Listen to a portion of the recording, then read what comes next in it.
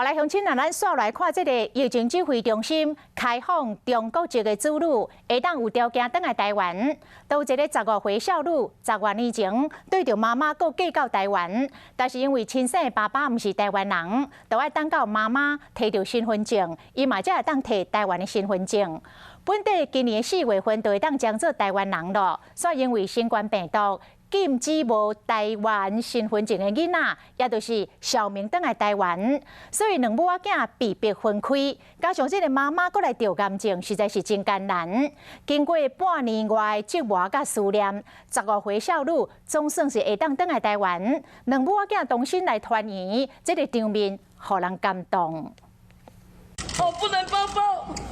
妈妈真的好想你，我也想你。毛7个月总算是会当搁见面，但是照规定，搁刷落来14天，这查囡仔必须要互隔离，所以两个人徛远远讲抱抱。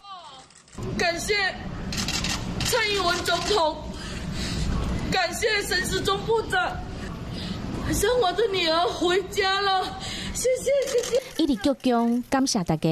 为着和查囝见面，这几个月以来，着灵感的妈妈四界走踪，总算是等到规定确认啊。今年40多岁过小姐，10几年前带查某囝嫁来台湾，自细汉伫台湾大汉，原本今年4月就当变台湾人，却因为正月先到中国去办理相关的程序，拄着疫情禁止无台湾身份证的查某囝倒转来，母囝无得见面。我也很开心，能听到吗？